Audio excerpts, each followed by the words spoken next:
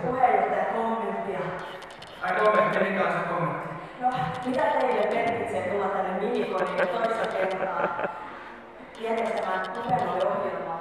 Mitä suurena kunniana täytyy ottaa, mutta enhän tällaisen vastaanottoa odottanut täällä puheenjohtajakäydä iholla. Meidän puheenjohtajamme on kiireinen.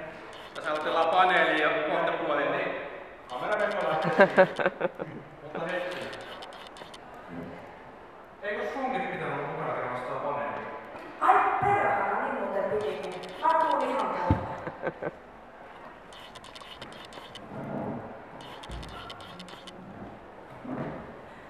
Anteeksi, käskö teiltä vielä kommentin, että miltä tuntuu olla täällä Mimikonissa? Hyvältä, kyllä. Täällä on ihan mukavaa ollut. Hieno homma. Okei, tosi mahtavaa. Me aloitetaan tää paneeli. Ja täällä on tosiaan jäsenlehtiä, jota jaetaan nyt selailtavaksi. Tässä voit tarkemmin tutustua kyseiseen teokseen, jos kiinnostaa.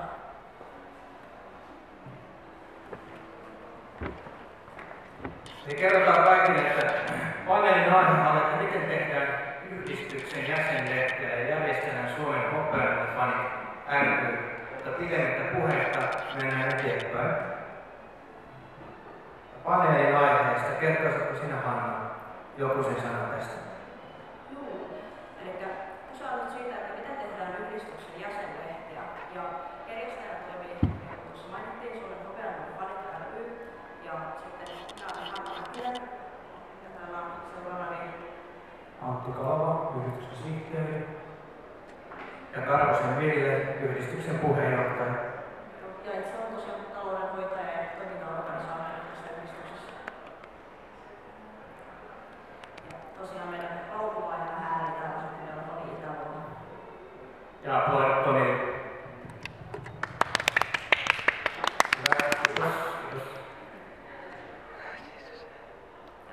Tosiaan tämän yhdistyksen jäsenen nimi on Kärkenlento, mikä on nyt tämän nopeammin aiheena, mutta siinäkin on aikanaan pientä miettimistä, että valittu. Juu, tästä itse meidän yhdistyksen sivuille on jopa äänestys. Hyviä ehdotuksia tuli, mutta paras valittiin. Eikö pitäisi vielä viikolla? Kyllä paras valittiin ja enemmistö päätti, että se on tämä tähdenlento. Se kuvastaa hyvin tätä hopealuotoa. Tämä jäsenlentotekohan ei ole mikään yksinkertainen operaatio. Ja siihen liittyy hieman tähdenlentotrivia.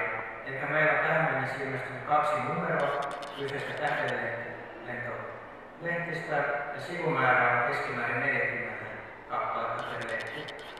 Ja sanotaan vielä, että viime vuoden maaliskuussa Tampereen Kuplissa ilmestyi ensimmäinen numero. Ja tämä uusi kakkosnumero ilmestyi niin ikään maaliskuussa. Ja aihepiirreillä tämä kyseinen tähdenlentolehti käsittelee hopean oli ja Orion sekä muut takaisin koira kautta eläinaiset sarjakuvat. Niin, tässä on mekin jokainen ollut vähän mukana tässä hommassa. Itse olen kolumnia tehnyt siihen ja sitten sarjakuvapuolta. Mitäs sä nyt Antti tehnyt siihen? Mä olen itse asiassa vastannut hahmoisuutteellista. Hahmoisuutteluhan on aika tärkeä osa hahmotelussa sarjaa, tärkeässä sarjaa ja hahmosta lehti jätetään. Mikä sitten sun erikoislaatussa on ollut tässä lehdessä? No lähinnä kertaan sellaisia artikkeleita historiapainotteisia. Esimerkiksi uusimmassa tähdenlentolehtin numerossa oli Kuka pelastikaan Nomen, sellainen Siberian husky-aiheinen artikkeli. Sekä erilaisia kilpailuja olen suunnitellut tällä kertaa lukijoiden iloksi. Se onkin mukavaa tällaista lukijakin pääsee osallistumaan, eikö vaan? Näin on. On samaa mieltä. Ja kilpailusta niin osallistuen on mahdollisuus voittaa erilaisia palkintoja. Sitten toki saada myös omaa sisältöä sinne lehteen mukaan. Ja sitten mainitaan vielä se, että jos teillä tulee jotakin kysyttävää tai huomautettavaa tai kommentoitavaa, niin rohkeasti tassua ilman. Saatte itse valita vähän vasen vai oikea tassu. Voidaan kiinnittää sitä mikrofonia tarvittaessa, jos haluaisin puhua. Siirrytään asiassa eteenpäin pikkuhiljaa. Ja mitä lehdiltä halutaan, niin olisiko sinulla tässä sitten enemmän kertoa? Päästään Antti välillä. Antti välillä ääni. Jeps. Eli tietysti ensimmäinen tärkeä osa on se suunnittelu. Ja suunnittelun niin täytyy miettiä, mikä on käytössä budjetti, kohdeyleisö sekä sitten niin kuka tekee ne eri sisällöt.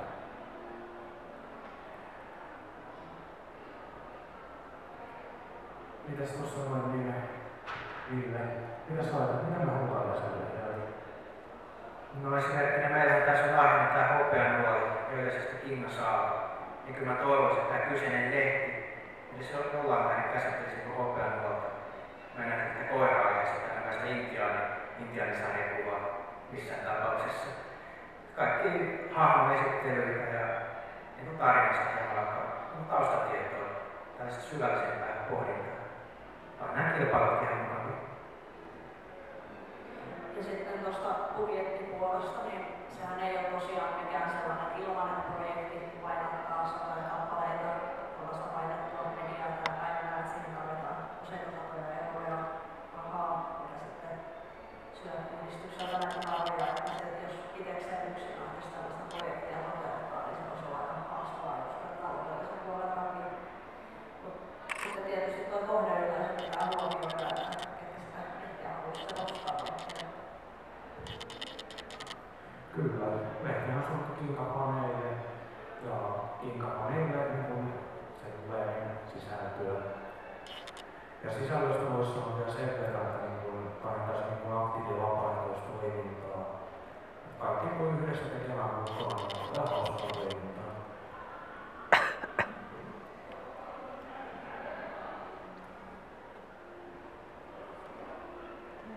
Ja Antti sinne ihan oikeasti se yhdessä tekemisen merkki tulee ja sitten jokainen pääsee omalta osaltaan vaikuttamaan sen lehden sisältöön. Ettei tarvitse sivusta seurata, että miksi on sellaista aihetta, että eihän tykkää. Rohkeasti vaan kommenttia ja ideointiin, niin voidaan ottaa lehteen sellaista sisältöä. Ja se on ollut mukavaa, kun käsitelty vähän muitakin sarjoja kuin hopeanuolta, että esimerkiksi juuri sitä laulujuttuja, sitten on koiranappu esittelyitä ja muuta tällaista ihan pitäisi viedä ihmisiäkin kiinnostavaa aihetta. Pystytään tällä tavalla vähän laajentamaan tätä lehden sisältöä, että se on pelkästään hopeanuoleen liittyvää. Ja sitten tämä juttujen kirjoittaminen on ollut sellainen pääasia, mitä tässä lehteen tietysti täytyy tehdä niitä juttuja. Ja sekin on oma hommansa, että niitä tehdään omalta taustatietoa, että ei ihan silleen omasta päästä vaan lähdetä kirjoittamaan mitä sattuu, vaan että perustuu faktaa, kun tehdään tällaisia tietopohjaisia artikkeleita. Tällainen materiaali huomioidaan voimasta ja porukkaa, omaa tietoa ja kokemusta voi tehty hyödyntää, jos sellaista löytyy. Ja sitten on aikataulut ja deadlineit ja sitten on päätoimittajan tehtävänä pitää huolta, että kaikki pysyy deadlineissa. Mielenkiintoisin tällainen, mitä itselleni on tullut tässä kolumnipuolella, niin kohtasin taistelukentällä meidän kissan, joka yritti karata ja sain siitä hirvittävät arvet käsiin. Ja kirjoitin tästä sitten ensimmäisen kolumnin, niin siitä käkelin noin ykkösnumeroon. Mutta Antti, sulla on kolumnialaista tällainen materiaali, mitä se hahmoesittelypuolelle. Mitä on niistä lähtien lähteellä ihan maailmasta, niin tietoa on niin hahmoista sieltä. Sekä sitten tietysti mitä niistä löydössä, niin päivälöydön maailmasta ja tälleen. Mitäs Ville, sä kirjoitat artikkeleja yhdessä niistä ja omat lähteistä? Mainitaan esimerkkinä, kun kirjoitin tämän Kuka pelastikaan Nome-artikkelin, niin omakohtaisia tietoja on tämän vuosien saatossa tullut kertyneille internetissä tämän päivän tietolähdeaikaan, mistä saa tietoa aika hyvin. Ja sitten Siberian Husky-puolen aiheena, niin nämä Husky-laiset jäsenlehdet, niistäkin on tietoa saanut aika paljon. Ja sitten siirrytään sitten deadlineen, se on tosiaan erittäin tärkeää, että pysytään siinä deadlineissa, että päätetään se realistinen deadline, että jos päätetään, että tehdään nyt lehteen, niin huomenna on aika epäolennainen tapaus, että huomenna saataisiin lehteen ulos. Esimerkiksi, että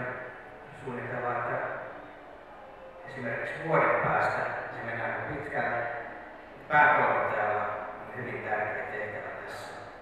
Tämä pitää niin kaikki narut käsissä omissa tassuissa, että patistella niitä ihmisiä tekemään tätä lehteä ja artikkeleita. Ja tietysti sehän määrin myös päätoimittajakin voi hieman patistella.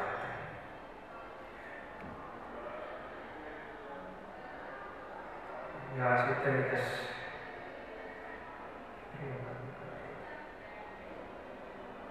Niin, ja sanotko sinäkin aina vielä siitä, että miten sä oot näitä artikkeleita kirjoitellut tässä deadline liittyen? Täytyy tunnustaa, että mä vähän kirjoitan ne viimeisenä iltana. Kun mä löysin teen kaiken aina vähän linkkaa tästä myöhässä. Tai ilmoitat nopeasti, että painakoneet se stoppi, että nyt tulee vielä yksi artikkeli lisää. Kai se pitäisi voida tehdä silleen aikataulussa ja helpottaa asioita ja ihmiset tekee enemmän aikaa. Totta. Että jättäisi kaikkea siihen viime tinkkaan edelliseen iltaan.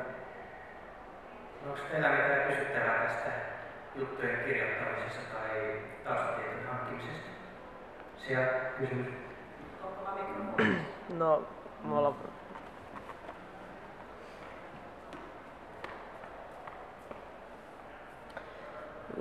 Oletteko te saanut niinku ihmeellisempää apua niinku jostain oikealta niinku lehtiartikkelin kirjoittajilta tämmöisiä, että oletteko saanut vinkkejä tai apua mihinkään, vai onko tämä niinku, koko homma onnistunut ihan niinku vaan teidän ansiosta? Et onko teillä ollut siis minkäännäköistä ihmeellistä ammattimaista apua tässä?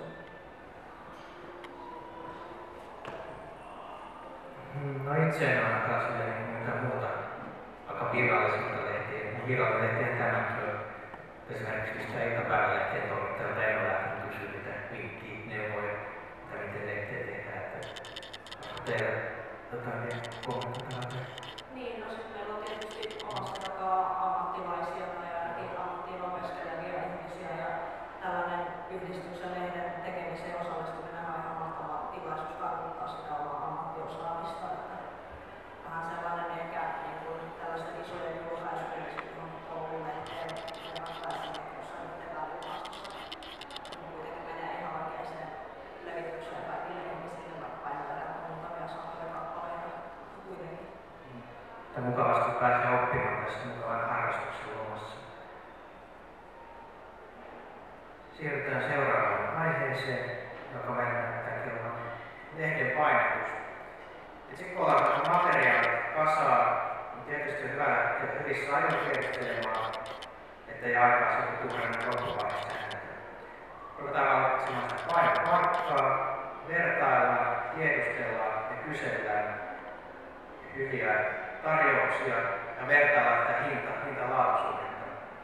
Ei välttämättä tällaista kaikista halvinta paikkaa, jos jo laatu on sitten mitä sattuu. Ihan tarjouksia lähdetään eri painopaikkoihin. Ja sitten on tämä painon määrä ja maksaminen, ja miten isosta painosmäärästä puhutaan, että jos tämä on muutamasta kymmenestä, vaan sadasta tai peräti tuhansista. Miten iso painos vaaditaan. Sitten on tämä pohdinta, tuleeko se yleiseen myyntiin vai pelkästään jakelun yhdistyksen jäsenille. Ja sitten, että miten pieni painos on kustannustehokas. Tässä on päivässä yleisenä se kappaleen hinta halpenee painosmäärän mukaan.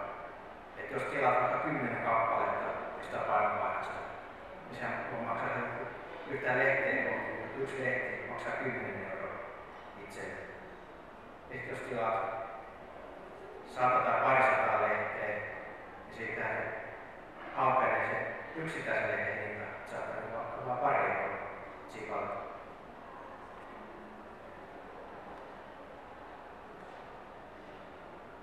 Ja sitten Hanna, sä oot täällä yhdistyksen kautta lehdistä talous kautta budjetti vastaava, niin onko sinulla sitten budjettiasiaa mitä kommentoitavaa? Niin, no toi painomäärä tietysti on vähän, että se pitää miettiä sen mukaan, että mihin me sitä lehteä tarvitaan. Että nyt tällä hetkellähän niitä ei vielä lähetetä suoraan jäsenille, mutta kiva kuitenkin, että niitä on ainakin jokaiselle jäsenelle myös varattu, jos jokainen se haluaa. Ja sitten kun on paljon hopeanoifaneja, jotka ei ole yhdistyksessä mukana, että heilläkin on mahdollisuus se lehti ostaa, niin sitten vielä vähän liikaa, liian vähän niitä, että ne on, eikö meillä ole molemmat, Antti on 300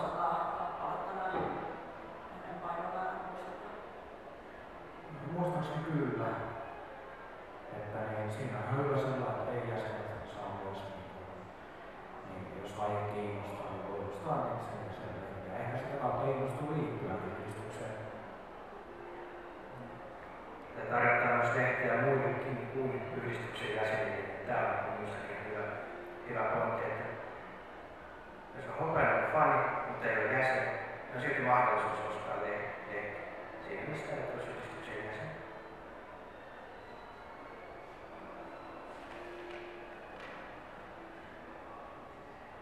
Sitten seuraavana. Antti, olisiko sinulla sitten vielä tästä rahahuollosta vielä kommentoitavaa? Juu, sitten varmaan ihan rahastoa tietää enemmänkin, mutta niin, täytyy niin miettiä, että mistä niin kaikki rahat saadaan painaa lehden painallista. Tärkeämmin siinä on sponsorit sekä sitten niin jäsenten niin nämä maksutulot siihen, mitä niin tapahtumista saadaan, niin erilaisia niin tuottoja. Niitä sitten maksetaan jäsenlehteen. Sitten yhteistyökumppaneita kun on, niin heitä on hyvä muistaa siellä lehdessä mainostilalla. Ja sekä niin yleisesti markkinoilla lehteen ja niin erilaisille tahoille. Itselläni on niin ensimmäisen lehden sponsoroimasta ollut. Esimerkiksi Sarille on niin tämä Uunin tuotantojen sponsorita kartoittanut. Joo, päävastaavalla oli tämän Uusimalle sponsoreiden hankintahommassa. Tarjosi niinku yhteistyökumppaneille tiettyä hyvää yhteistyökumppanin hintaa. Palstatilaa meidän lehdistä, mikä lähinnä mainostilaa, että yhteistyökumppanit pääsee mainostamaan omia tuotteitansa. Ja sitä kautta he pääsevät hyötymään meidän yhteistyöstä. Ja sitten tosiaan, että pääasiassa kuitenkin tällä yhdistyksen varallisuudella on tähän mennessä sitä jäsenlehtiä maksettu. Ja sen takia on tosi tärkeää, että meillä on myös aktiiveja, jotka tietää tapahtumista, mitä on hopeanolla ajaisia. Meillä on tässä tänäänkin tuossa viereisessä huoneistolla käytävä päässä kiittaruun, niin siellä saa käydä ottamassa osaa meidän erilaisiin aktiviteetteihin, josta osa on sitten ihan ilmaisiakin tietysti tällaista mukavaa monipuolista hopeanolla fanitoimintaa, että voi käydä viittelemässä. Ja jos ei ole sarjaa, niin oikeastaan tuttu, niin voisi käydä saamaan ja muuta, mutta kuitenkin tämä, että löytyy aktiiveja, jotka jaksaa käydä niissä tapahtumissa, niin se on oikeastaan ehto sille, että sitä jäsenyyttäkin voidaan. Ja tämä sponsorihomma meidän tulisi tulevaisuudessa kehittää meidän lehden kohdalla, että saataisiin enemmän näitä mainospaikkoja myytyä ja sitä tyyliä, miten niitä myydään.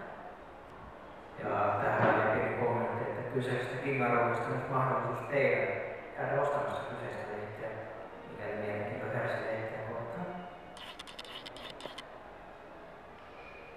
Ja jos ei ole sponsoreista ja muista painottamisesta kysyttävää, niin siirrytään eteenpäin. Ehkä sitten on taas hyvä se, että myös sille itse asialle jää tilaa sinne jäsenlehteen. Että ei koko lehti pelkästään mainostamisessa. Se on tärkeä puhuttu siihen.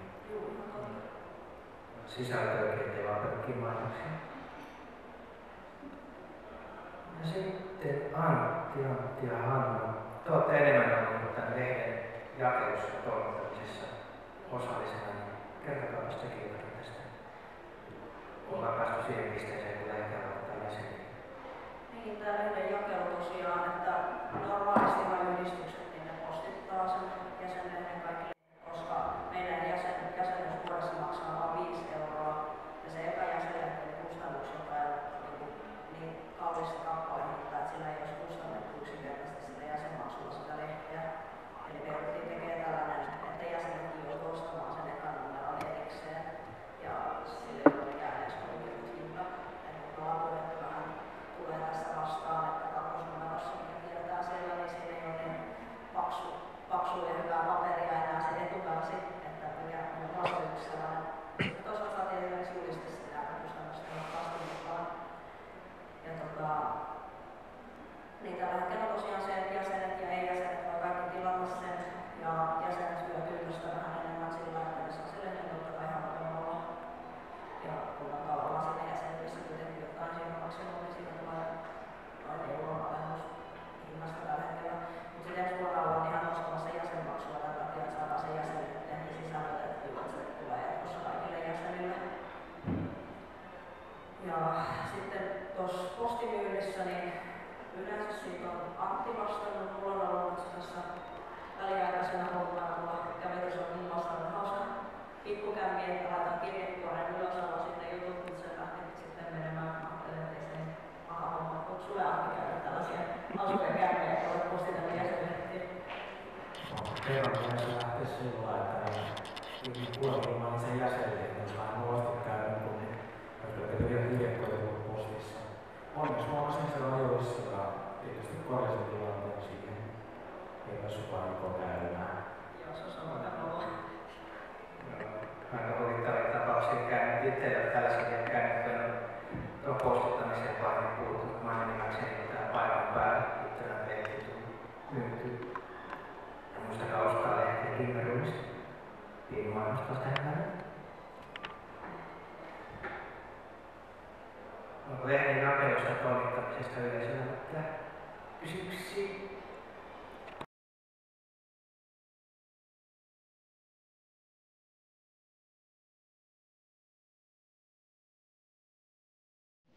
Joo.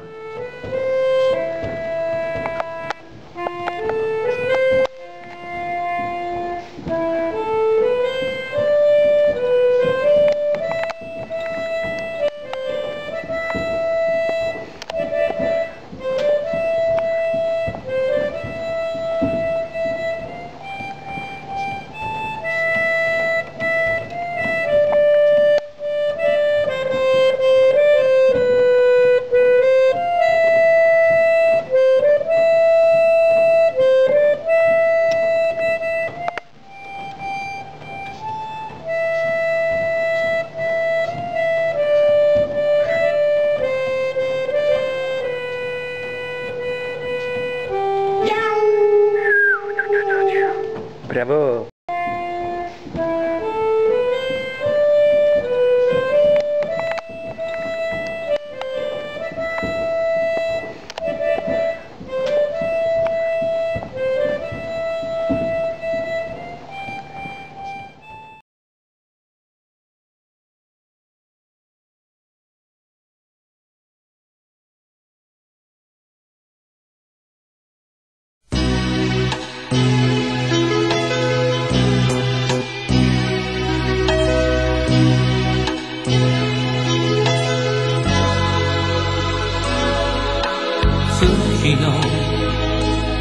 シャワーを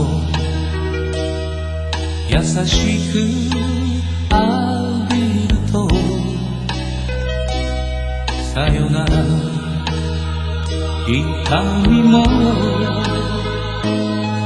消えてゆくよああ思い切りこう言ったやつには